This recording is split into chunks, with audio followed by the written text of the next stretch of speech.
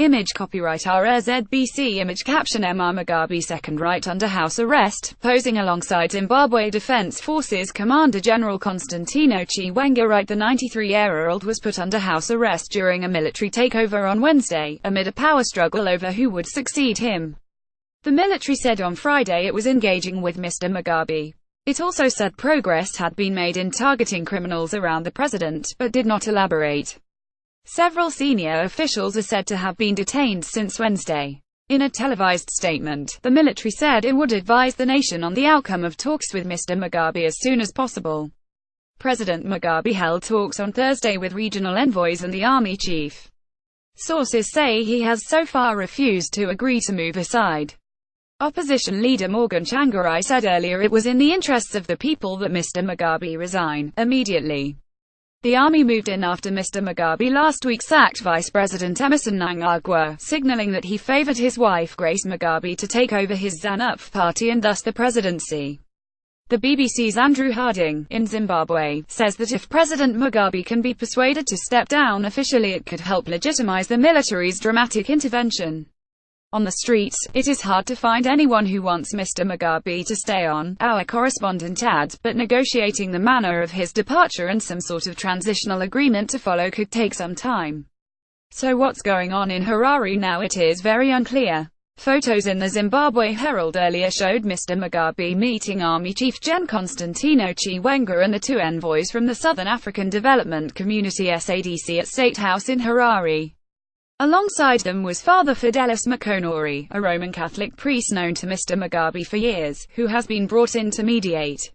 Sources close to the talks say Mr. Mugabe, who has been in control of Zimbabwe since it threw off white minority rule in 1980, is refusing to stand down voluntarily before next year's planned elections.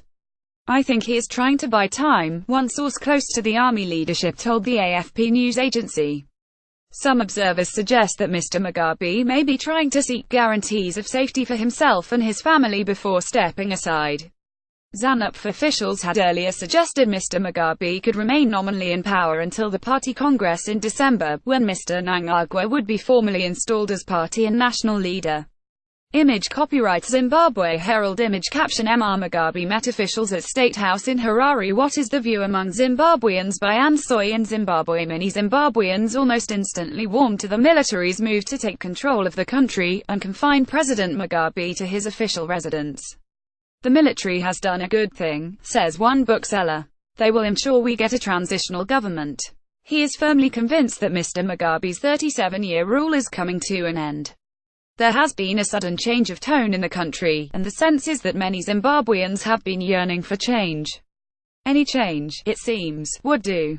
What do South Africa and the region want? South Africa is hosting millions of Zimbabweans who fled after the country's economy crashed in 2008.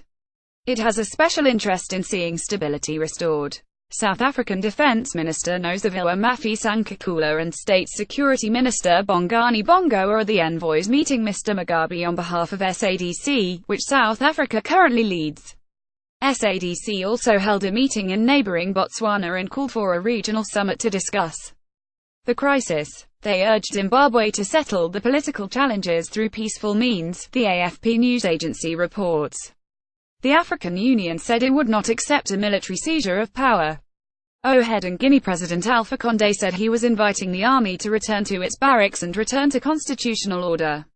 And Zimbabwe's opposition, Mr. Tsvangirai, head of the Movement for Democratic Changes Tsvangirai MDC party and the main opposition leader in Zimbabwe, said Mr. Mugabe's immediate resignation must be part of a negotiated all-inclusive transitional mechanism.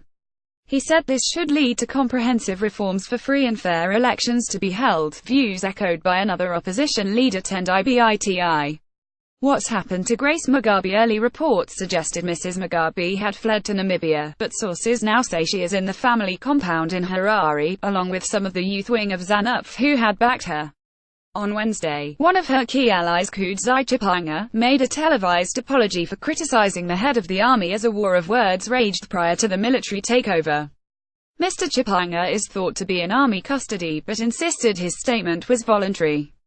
Other senior members of the youth wing have also reportedly been detained. How did the military takeover come about? In the early hours of Wednesday, Zimbabwe's military took over the headquarters of national broadcaster ZBC and issued a statement saying they were targeting criminals around President Mugabe. Troops and armored vehicles encircled Parliament and other key buildings throughout the day. On Monday, Gen Chiwenga had warned the army would intervene to end what he called the purging of ZANU-PF members with a liberation background, referring to the country's struggle for independence. Mr. Mnangagwa is one such veteran of the 1970s war which led to independence. Post published in Featured.